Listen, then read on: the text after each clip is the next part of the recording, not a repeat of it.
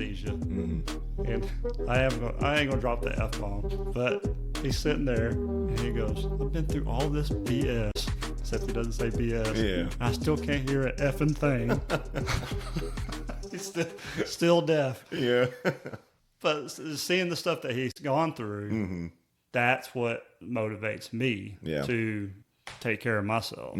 Like, I want to be able to go across a bridge and not get winded. Right? Absolutely. And I guess that you were working out to be the man of the house. Yeah, that was like... Did you start that way back then, or? Not like immediately. I was just kind of like always like thinking of like... I remember there's one thing I really remember that like really sticks out in my mind. I was like, wow, like that's kind of not a normal thing for like a 7 or 8 year old to do. Like I was like terrified of the dark, and I was like, no man of the house is going to be terrified of the dark.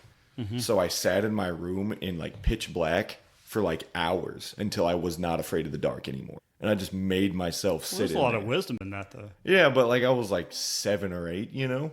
And I was like, and like looking back, I'm like, I don't know. Like that's like a wild thing to like think about that like I did that at that age, you know? But it was like out of fear that I was more afraid that my fear would be the reason that I wouldn't be able to like protect like my family, you know? Oh, I got you. So I was like, I need to get rid of that. You know what I mean? So I just started like, I just sat in the dark until I was just like, you know, or like even like... I mean, that's pretty smart for a 7-year-old. Yeah, it's pretty weird for a 7-year-old too, you know? It's cool, though, because you learn that I probably didn't realize that until I was in my 40s. Yeah. Like, if you're scared of doing something, Just do it. speaking in public. Yeah, just freaking do it. You know Like what I mean? when they asked me to teach the youth, I'm scared to death. And your butt cheek starts... Yes, yes. On the podcast, it's recorded. Your grandchildren will know. Yeah, that nervous twitch, my butt cheek starts going. Did you ever hear about that? Well, there was a couple of students that would sit over to the side, and they were like turning their heads and like they were looking. like, look, just to see if they could catch it. Let's see if it's twitching right now. But no, it moved up though. It did? Yeah, so it went from my left butt cheek, from just the left side, to my left ear. So it won't twitch. Like turn... It'll completely go hollow. Oh, like a ringing in your ear? No, it's almost like you got water in there. So it's like muffled? Yeah, if you are in a plane and it goes hollow, there's like pressure, like sniff or yawn. Yeah. Kind of like that, but only in my left ear. I don't understand it. Something on my left side of my body that's screwed up. Yeah. Sure. But yeah, that's interesting. so you moved to Wiley. Yeah. At 11. All right. Living with my aunt and uncle. Our family is living in their house with them. And then I don't remember exactly how long we lived there with them. I think it may have been, I feel like it was a year, maybe less. And then my mom rented a place on like maybe 5 minutes away from them, you know? And at this point, I'm like a little like butthead because like I'm like, you know, almost becoming a teenager. Yeah, I'm almost a teenager. And I'm just like, it's just, you know, single mom. And I'm just like, I'm being a butthead, disrespectful, you know, like mouthing off, stuff like that. And my mom wasn't like the one that would just like, she normally would do something about it, but I guess like there was one day I remember. This is another thing that sticks out in my mind. That's like, oh, like my uncle helped me, like kind of helped, like in a pivotal moment, just like showed up and like did what it needed to be done and like immediately changed the direction that I was going. And that one moment. Yeah. So like what happened was my mom was on the phone with my Aunt Michelle, and she's like, she said, I asked her something, she said something, and then I mouthed off, and my Aunt Michelle heard it, and she was like, was that Tyler? My mom was like, yeah, he's just being a butthead or whatever. And she was like, Uncle Lance is on the way right now. and I didn't know that. And so like my mom, like I hear like a knock at the door, and my mom's like, hey, can you get that? And I was like, okay. I go over and open it, and like right when I open it, he steps in, and he's like this far away from my face, and he's just like yelling at me and telling me how like my mom loves me, and I'm like, I don't need to be a little butthead, you know, and being like, you need to respect your mother and stuff like that. But just like I needed that like male figure, you know, in my face out of love for me. Like I needed that, you know what I mean? And I got that. And it immediately, like it just started changing, you know what I mean? And it's funny because I remember talking to him about that like a while ago. And he was like, yeah, I shouldn't have done that. I'm sorry about that. And I was just like, no, I needed that. Yeah. Like I hope you understand. Like I needed that to happen. You know what I mean? So yeah. I mean, that is impactful. Absolutely. Like he should know that.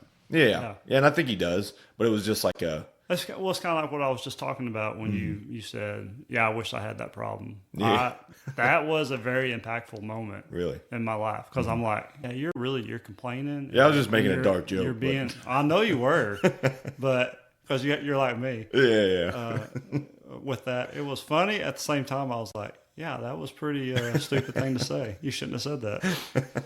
But no, I really did appreciate that because I'm like, guys need that every once in a while. Yeah, absolutely, absolutely need that hard check. Truth, you know? Yeah, absolutely. So you moved into the other house. Yeah, this other house, and it's so funny because like I look back on like my childhood. It's like it's not like I wouldn't call it a tragic childhood. It was like I have so many great memories, and I guess there's like moments. I mean, everybody has this like moments in my childhood. It's like, oh. Like I remember that, and that like sticks with me for some reason, you know. And it's like there was, like there were a lot of friends that we had on that street, you know. But there was like one friend, I believe his name was Daniel, and he lived like 2 houses to our left. And me and Chase would go over and like play PlayStation with him or like play outside, stuff like that. But his dad was like a drunk and like very verbally. He was like a very aggressive person, you know. And like he just always scared me a lot, you know? So it was like anytime he was like over, I'd be like afraid, you know? And I'd just go hide in Daniel's room. You staying the night and stuff? No, I never like stayed the night at Daniel's house. But you knew to steer clear. I knew to like steer clear. There was another friend next to him. His name was Anthony, and we'd go over and hang out with him, you know? But like that's like I had like my first like beer over there at Anthony's house, you know? And like that was like I loved hanging out with him because we got to play PlayStation, but like he was like heavily like addicted at a young age, at the age of like 11 or 12. He was like addicted to like pornography. And so like he wasn't the one, like, so I was like exposed to pornography at like 11 or 12 by one of my friends at school who had like this little, like, it's called a PSP, a personal, I forget what it stands for, but it's like PlayStation made it. And it's like this little gaming thing that you can take with you. Yes. And like he had a game on there. He said it was a game. And then he was like, yeah, just put this in and play it. And like it had a game on the front of it. And I was like, oh, cool. So I put it in. I loaded it up, but it was like pornography. So you could record on them, or so he like burned it onto the disc or something. Huh. Like he like put the disc in. I was like, here, play this game. I was like, oh, cool. Okay. So I was like wanting to play a game. And it was like after school. And like images just started like popping up. And I was like, and you remember, what is this? You remember that? Yeah, because it was like the moment, like my little like 12-year-old, 11-year-old Tyler, like that's growing up, like it just immediately just like burned into my mind. And I was like, what the heck? Like my first immediate reaction was like, what is that? You know? And he was like, oh, that's porn, dude. And I was like, huh? And then I remember 2 days later going home, and my mom's computer was in her room, and she was asleep. And I was like trying to find it already. Yeah. And I was like, what the heck, you know? But like, that's like where like it like started, was just like this little PlayStation thing. And it's just so wild because like I hear like kids getting children's toy. Yeah. Children's like game thing, you know? And I'm like, that's like on there. And like, that's like a regular thing that like kids are like exposed to that at that young of an age, and even younger now. Yeah. You know? Well, I was thinking about this yesterday because I remember the first time I saw pornography. Yeah. Right.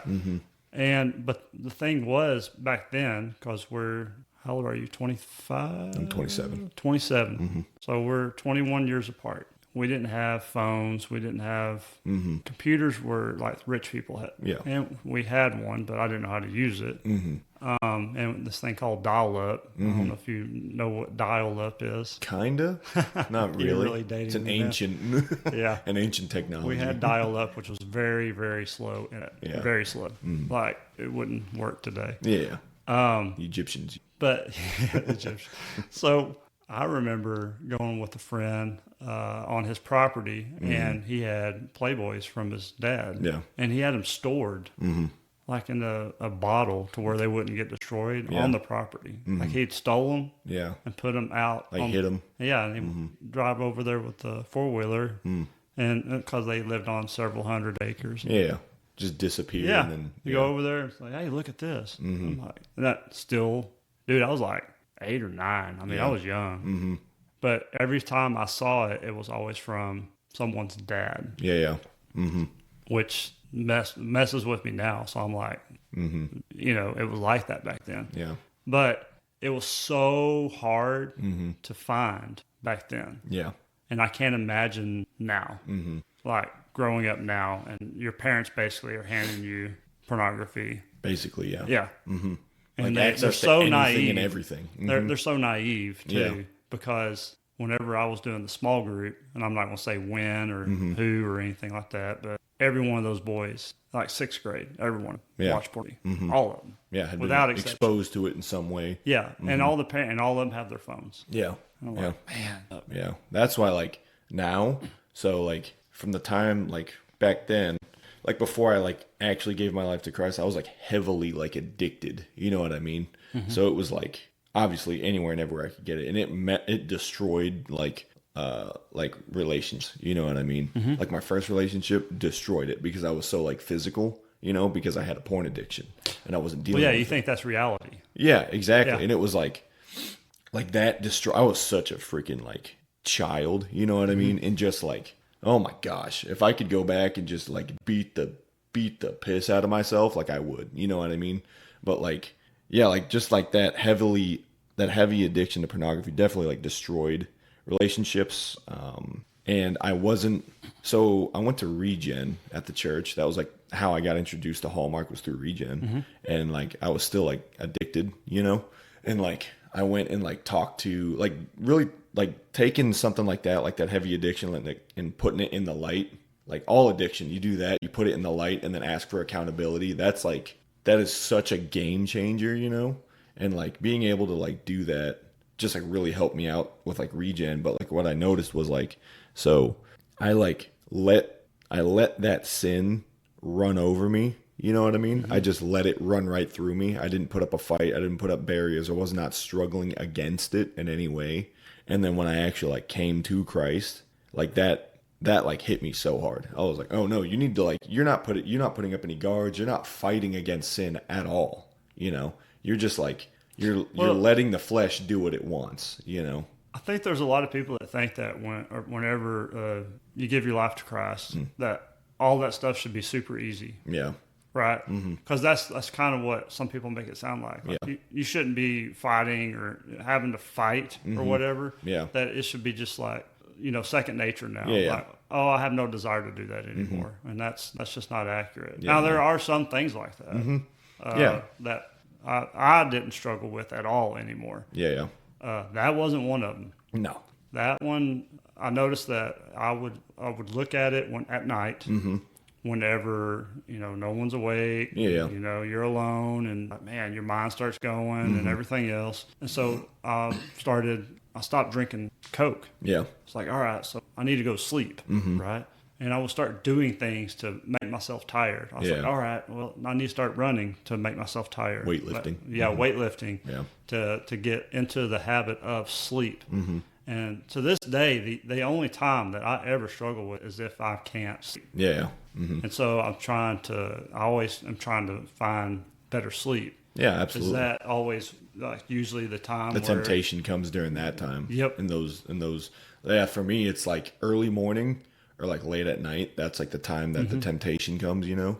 And definitely, like, I notice, like, I'm not as tempted when I'm exhausted, you know? So I'm just, like, and what sucks is, like, I've even talked to Emma about this, like, my working out schedule has, like, been so, like, spotty recently, you know, just because, like, work, and then I'm like, oh, I could go home and hit the weights, or me and Emma could go do something, you know, we could go out to eat, go see a movie, get ice cream, go hang out with her family at her house, you know, do something like that.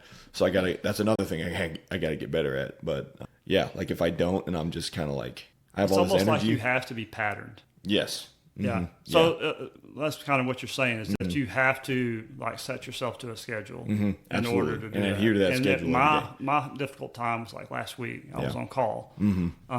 So I was getting home 4:00 in the morning and stuff like that. So but fortunately I was exhausted. Yeah, absolutely. But just because I worked so much. But but God has patterns, Absolutely. right? Mm-hmm. And you can look at nature and tell that, well, yeah, the Creator has patterns, so why shouldn't I have some kind of pattern? And people like your age and younger are like, well, that's kind of boring. You eat the same time every day. You eat the same thing. You do this. You go work out. It's very patterned. It's kind of boring. It's not spontaneous at all. I'm like, that's just kind of how I have to operate. Yeah, my brain goes that way. Yeah, or I can't operate. I like everything just goes every direction if there's no pattern. If you skimp on one thing, then everything else goes out the window. Is that how you are? Yeah. Because that's how I am. Leslie makes fun of me because I'm like, I ate a bad meal. Let's go ahead and go have ice cream. Yeah, you know what? I had a little too much sugar. You know what? Let's just pound a 30 rack right now. Yeah. It's that's bad. What we do. And everybody does that. And they don't mean to, but it's like, we ate bad this last week. We'll start on Monday. It's always, we'll start on Monday. Yeah. Right. Monday's the day for restarts, But yeah, that's definitely like, that was like, in terms of the addiction that I had and then actually like coming to Christ and like him like convicting me and like the Father drawing me to the Son. And like, even like looking back, that's something I'll get into too, is like my like actual like testimony, because like the all the addictions that I had, the pornographic addiction, the alcoholism that was like getting worse, and then like that all started to like culminate. So maybe I should just start from the beginning. So grew up in a Christian household. I knew like what the gospel was. I knew that I was a sinner. I knew that Jesus did come to die for us and reconcile us back to the Father through his own sacrifice, because we couldn't do it. We can't do that on our own. You know what I mean? I had that head knowledge of what it was, but I did not like submit myself to Christ. You know what I mean? Like I didn't put my faith in him, and like I was still like building my own, I was going my own way, and just kind of giving like lip service to the church and to Jesus and everything like that. Just kind of like playing I guess, like putting the mask on, and then it was after when we were in Virginia, I was in a relationship that like I was like engaged to this girl and everything like that. And then like I ended that because of I don't want to go like too deep into it because it's not really like a pertinent thing, but like it really like brought me to like rock bottom, And in that relationship was where I like started drinking and everything. And then like after I ended it, I started drinking more and I got like into like alcoholism and it started getting like bad, And then I was like starting to fall back into my pornographic addiction, And plus in that relationship, I was sleeping around with her. So that made it way worse. You know what I mean? Luckily through that, my buddy Grant, who I worked with at Home Depot, he was really like speaking life into me, And like I was claiming to be a Christian. And I would sit with him and like talk about like the Bible and everything and like faith and everything. And he would invite me to Bible studies. I would go and everything. But like I guess I deceived myself into thinking that I was a Christian, But it wasn't until I was like brought to like rock bottom when I broke up with her and like I got like alcoholism. I'm addicted to pornography. And then I went to basic training in 2018. And then, that's what I wanted to do. 19. Like, was it 19? No.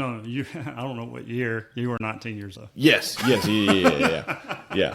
So, I went to basic training, and I was struggling with, like, anxiety and everything. And I allowed my issues with anxiety to bring my mind off of, like, training and everything.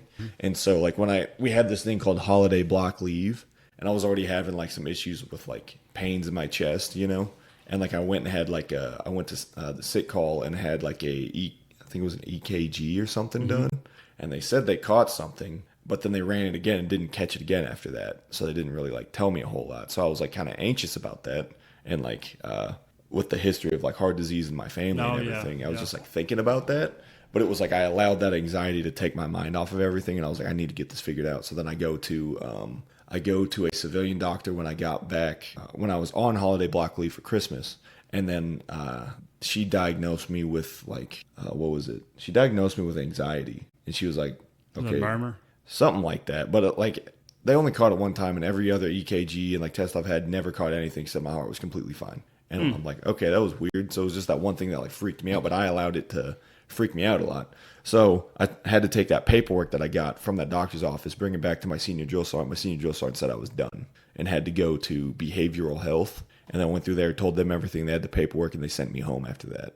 And because like, see, I didn't know that. Yeah, I knew you were wanting to get into the military, but I didn't know that you'd already. Yeah, I had went to like basic training. Yeah, I went to basic training, and that was like I'm glad, like I'm kind of glad that happened because it showed me the things that I needed to work on, because I had like this big goal that I set up, like, okay, because I put all my faith and hope and self-worth into getting into the Army and like become, like I wanted to get like the Ranger Regiment and stuff like that. And I was like, okay, I have to make it into this to be a man at all, to be considered a man. That was your consideration? That was my thought. I was like, okay, to do this, to actually become a man, I have to go this way. And if I don't, I'll never be a man. Well, I mean, what gave you that thought, though? It was just was growing your up. dad in the military? Nope. My grandpa was in the military, but it wasn't so much like about him. It was more growing up and watching all like these, like wanting to be like a protector and everything, and like feeling like, like movies you see, and not even just like movies, like watching like war documentaries and everything. I'm like, oh, I want to go do that, because that's like the ultimate protector. So I was like, okay, I have to go do this. That is a definition of a manly man. If we think about it. It's like either someone that's out hunting for their own food or out defending the country. And like fighting and everything like that. And it was just like a.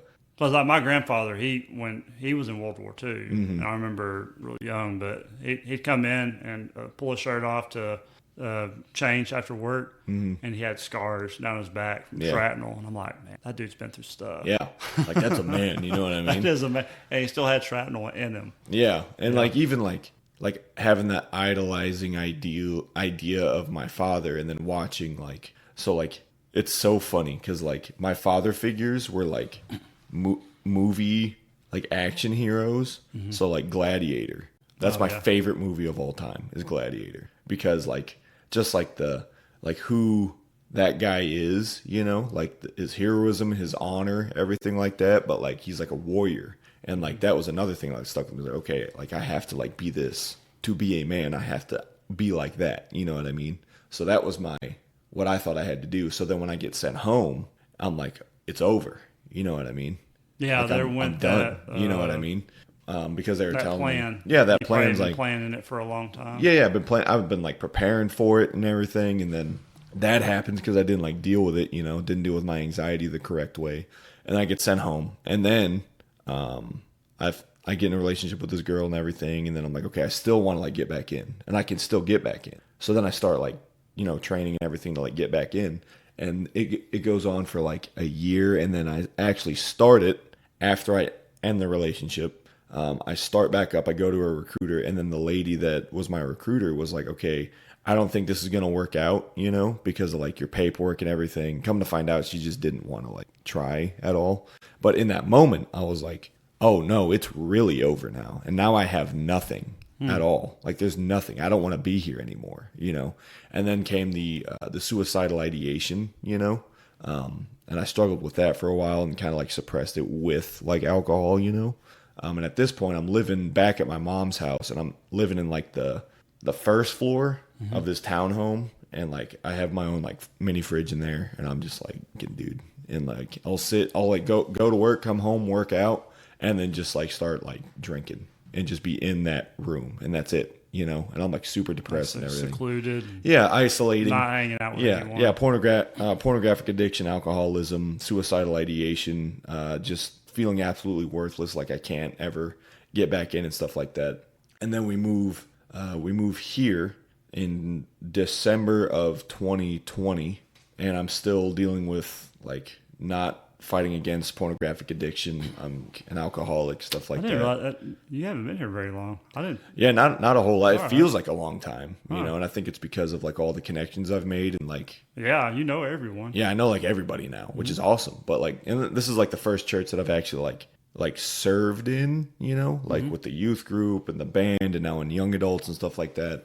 But anyway, we get here and we're living in the missionary apartment because Pastor John knew my mom from college and Toby, and so they were like talking, like Pastor John just like opened up the missionary home. Who's Toby? my mom's best friend from college. Oh, okay. Yeah. So, they all know each other and everything. So Pastor John opens up the missionary apartment to us, which was like a extreme blessing because like we got here, we didn't even know where we were gonna like live, but we just had to get out of Virginia, So we get here, we're in the missionary apartment. I still refuse to go to church, and like I'm still like drinking and everything, and I'm like pornographic addiction, stuff like that. I'm living in the parking lot. Like I'm in the parking lot. I could just walk over there whenever I wanted. You know what I mean? And like there were moments where like Pastor John would like come and like say hello and everything, and like we'd help him. Like it was like snowing, so we like helped him like shovel the sidewalk and everything.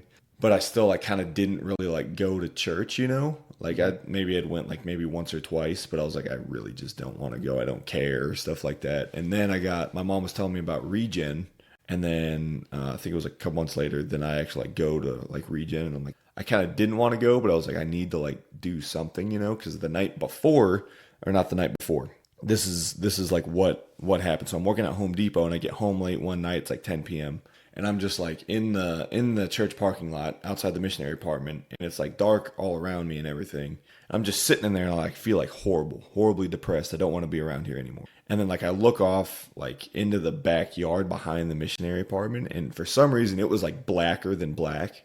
And it was like everything just started becoming like blacker than black, like around me. And it was like I had like my eyes were opened to like the spiritual reality of like where I brought myself with my addictions, and like just doing what I wanted to do with the knowledge of who Christ is, and just like kind of ignoring it, And like it was like in that moment, I was like, oh no, I need him, Like if I keep doing this my way, I will kill myself if I keep going this way. That was like, so you're saying it was like literally black.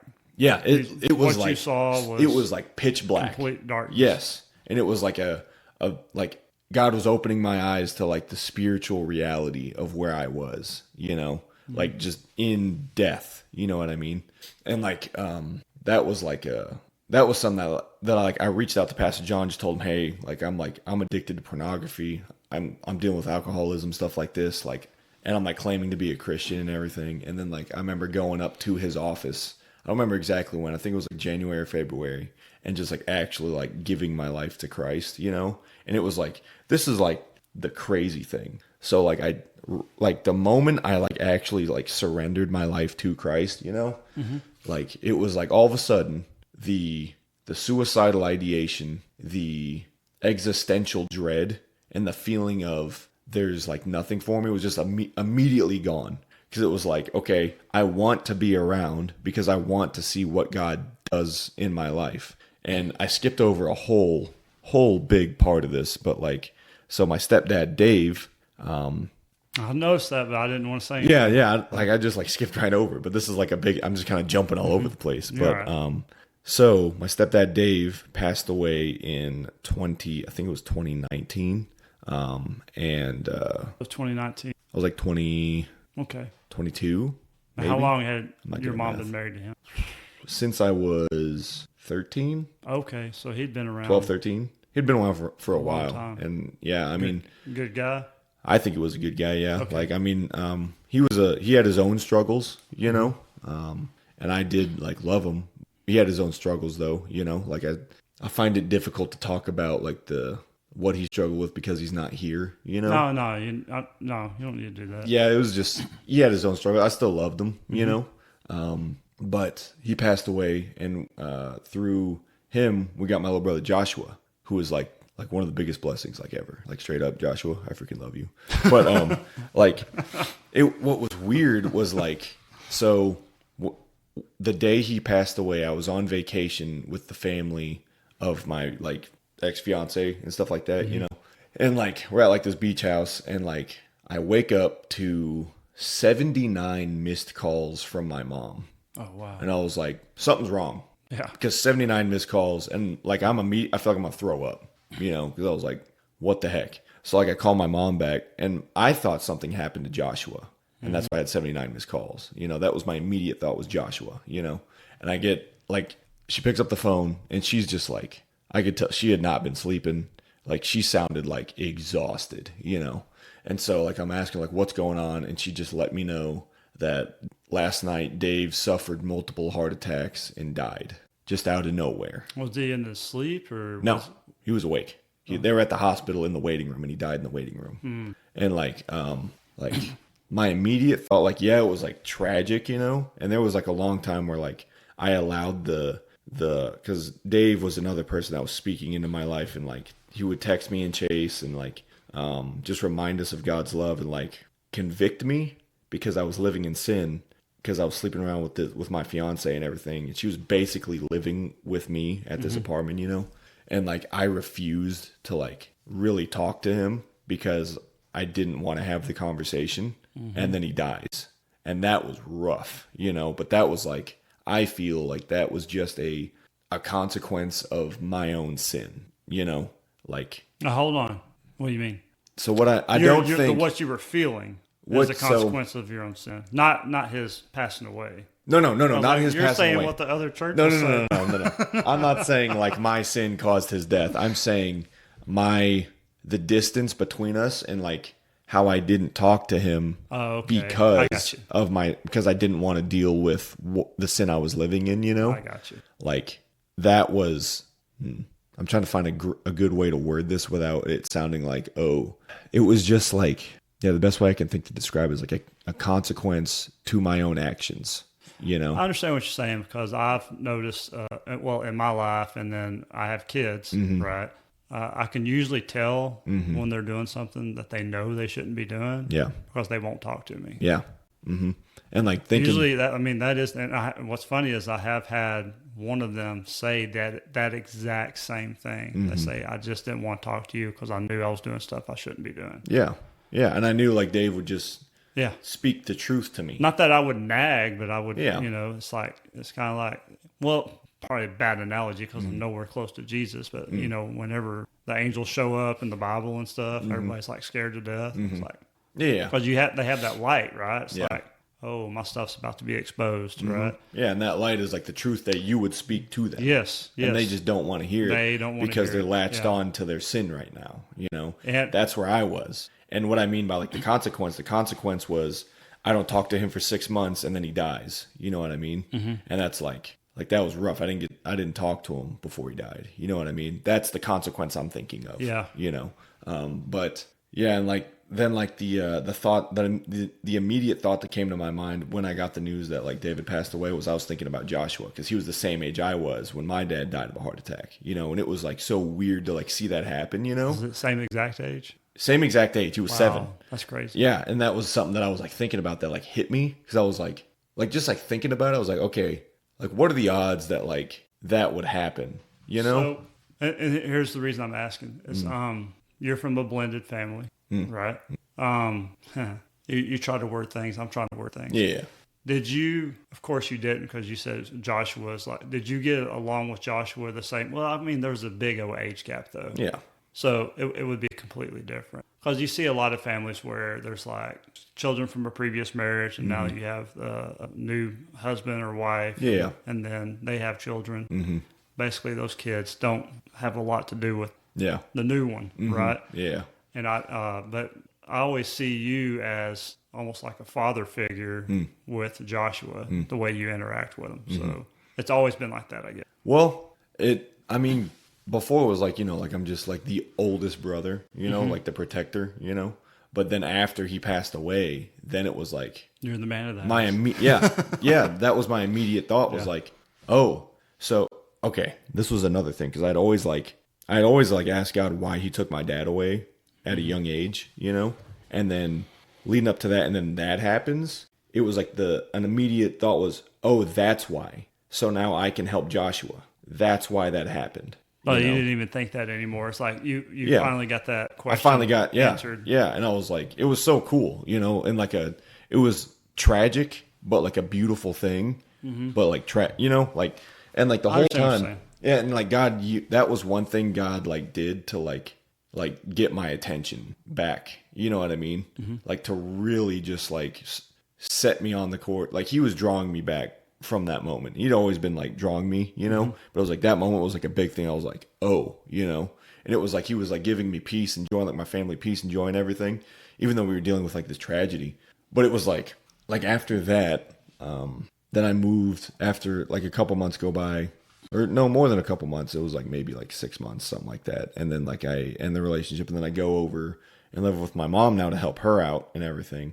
Me and Chase moved back in to help her out, and then we move over here, and then all that happened. Like, you know, I'm still like dealing with all the addictions and everything. And then I have that moment in the parking lot that's like God opening my eyes to where I was and my need for Christ, like, and like what it was to like, cause like, it was like the Lord allowed me to go my own ways, and then I hit rock bottom, and it was like I needed to hit rock bottom.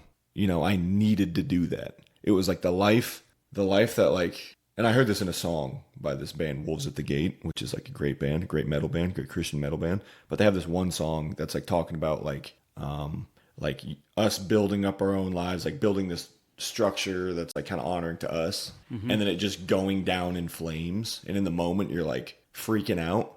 But then later, you're like, oh, it's beautiful. Like the flames are like it. Oh, that is cool. You like.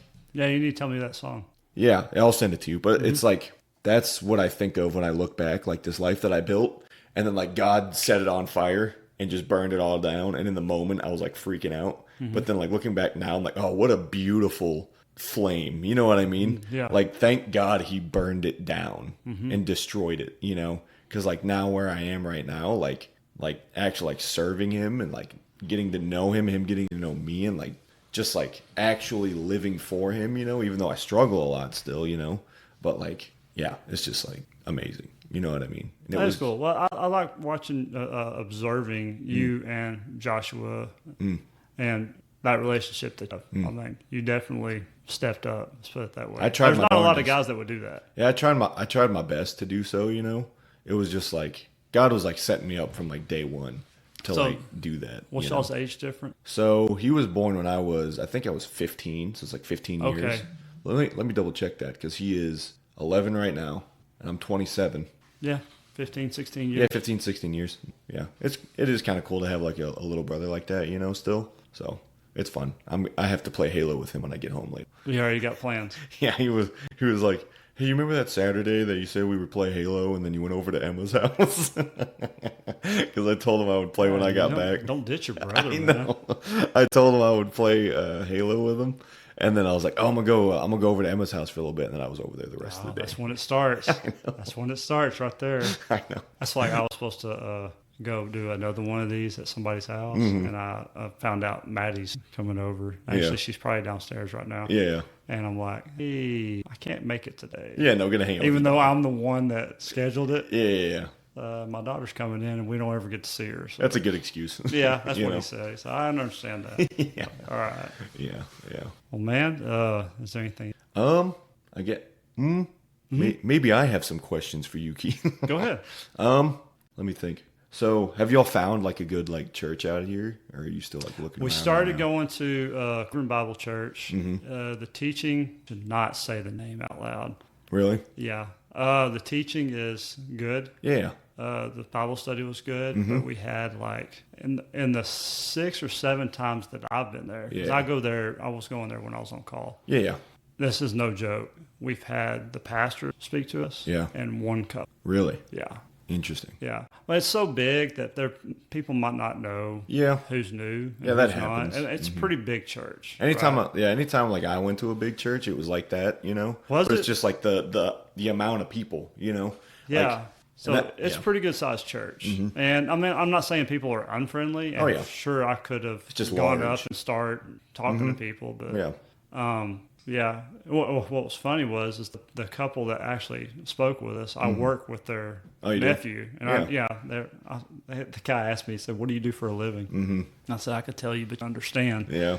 And I explained it to him. He goes, "Oh yeah, do you know so and so?" "Yeah, I work with them." Yeah. "Oh, okay." I was like, you're the only person I've ever talked to that understands what I do for a living. My wife doesn't even understand what I do for a living. But we started going to this other one a couple weeks ago, and we basically we're going there just to write it off, just to say, hey, we tried that. Yeah. Right?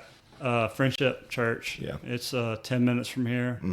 And last time we went was during the COVID. Ours was closed down. They stayed open a little bit longer. And there was nobody in there. Like literally 5 people there. Yeah. This time we went, I said, hey, they got a Bible study. And the coincidence is that there's a guy that he's just now started pastoring there that went to Hallmark. Yeah. And I knew him. Or I didn't know him, I knew of him. But I know, we have like Dusty knows him. Yeah. And so we had a lot of acquaintances. So we went in there, literally everybody in that church came over and started talking to us and loving on us and stuff. I mean, I was like, this is kind of a beautiful thing because I left there and Leslie said the same thing. I was like, I think that everybody in that room would give their left kidney for us. Maybe not the right one, but their left one. For us, because it was that type of environment. Yeah. Like I personally have never been in an environment like that. Really? To where everybody in that building, and there's more than 5. There was about 60 people in there at that point. They usually say they run around 120 during service, but every one of them, like nobody is a stranger in there. It's crazy. Yeah, I think that happened. That has to do just with like the size. It probably does. It's more like I've intimate, I guess. We went to several churches during COVID, just trying to find somewhere to worship. Yeah. And we went into one, and literally the size of the church doubled when we walked in the door. Really? Wow. Yeah. That's crazy. Yeah. It was very awkward. Yeah. They were so excited to have new people there. And I'm like, yeah, we're not coming back. This is weird. Too much going on. Yeah. It was like us and the pastor's family. It's like, oh, you're here. I'm like, oh my gosh. And Maddie's like, can we go on with that? No, please stick it out. So of course, you're like sitting there in the front row because there's no one. And the pastor's singing, and his wife's like... And you just... Yeah. I'm like, oh my gosh, this is so odd. Yeah. But it was funny. So yeah, we think we're probably going to go to the Friendship Church. I haven't said anything in stone yet, though. Yeah.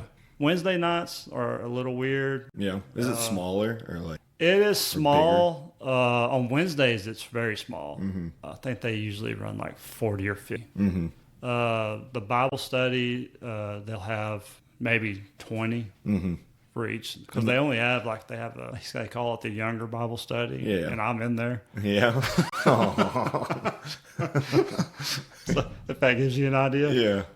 The guy that led me into that Bible study is probably like 90 years old. Yeah, so yeah. It's a older country church, but there are what impressed me about it though is, and sitting in that Bible study was we started talking to people, and we're like, we're new people here, we don't know anything. The people in there were there less than 6 months. Really? Yeah. Okay. And they made a comment the other day, so, we don't know. There was a lady that made a comment on Sunday that said she's never seen that many people in that church. She's been going there 15 years. Yeah. So that's cool. Evidently it's growing. We just don't see it because now you just got to go there. But they just now started like a kids ministry. That's cool. And like it's growing. It is. And now I guess growing. Yeah. Now you're gonna be there, so it's gonna grow even more. Yeah. That's cool that it's like God like kind of brought you to that spot. That church that's like just starting to grow. I feel like He's got something for you. That's the other thing is we started looking around. I was like, man, there's a lot of opportunity to do different things here. Their website's terrible. We look at everything. We're like, oh, I could help out there. There's no youth pastor per se. There's a lady that stepped up and she's doing it. The first day we went, the Johnson County Sheriff he goes to church. Yeah. He invited us to lunch. Oh, that's cool. I've never had that. Yeah. Like, oh, yeah. We'll the sheriff, the sheriff. That's cool. And you walk into, went to McAllister's, and like everybody in there knew him. Dude, we've been living here 7 years. Yeah. But since we were going to Hallmark. Yeah. And Maddie's homeschooled, or was homeschooled, or online school. She gets mad when I say homeschool. Yeah. She said, Dad, everybody thinks homeschoolers are weird. She is weird. We don't know anybody here. Nobody. Yeah. Because we either You're going so far outside. Yeah, we don't hang out in Cleveland besides to go eat, but you're not going to meet anybody eating. Yeah, no. But that was a long answer, wasn't it? Yeah. It's cool though that like now like y'all be able to like really, because like where you live, you'll be able to like meet people around you and be able to like speak into their lives. You know what I mean? Instead of having to drive like an hour. And that's another reason why I appreciate you coming was because I told Pastor, I was like, man, there's nothing that Hallmark has done. Oh, yeah. And I told him, I said, I'm mature enough to know that there's not a church around that's going to operate the exact way that I want the church to operate. Yeah, no, not at all. And he said, well, that church doesn't operate the exact same way I want it to operate. Like, all right. But the thing is that when you live this far out, I've even asked her if she wants to move. And it's very hard to ask somebody, hey, you mind driving 45 minutes to an hour and come hang out? Yeah, that's rough.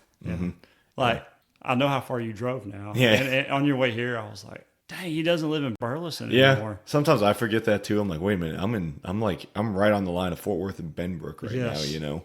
So I could have totally come to your house. Oh no, you're good, man. Yeah, I was thinking that because Joshua and your mom and stuff. I was like, it's got to be a quiet room. I don't want to tell him to, you know. Yeah. I mean, but it's your apartment. I mean, you could like. We could have totally done that. I mean, we could do another one, you know. Oh yeah. Well, I told you I want to do a round table. Oh yeah, absolutely. Yeah. Who do you want on the round table? I'm not picky. That's the only limitation that's going to happen with this is the people like. It's kind of weird going to someone, hey, you want to be on a podcast? It's at my house in my upstairs bedroom. I was like, absolutely. Well, you know me then. Yeah. Like the first couple of guys, I didn't even know them. Yeah. So I have to go to their house. I was like, hey, you want to come to my house 45 minutes away? He's going to kiss me on the mouth. Yeah. Would you come to my upstairs bedroom? Yeah, for a podcast. Yeah, air quote podcast. Yeah, it's not real. Yeah. You got pretty teeth, by the way. You got pretty teeth. I like the way your eyes shine. Yeah. Well, man, I appreciate you coming. Yeah, absolutely. It's always a good time with you, man. All right. Thank you. Yes, sir. I'll do the handshake. For those listening, we just shook hands. We shook hands. Love you, man. Love you too, brother.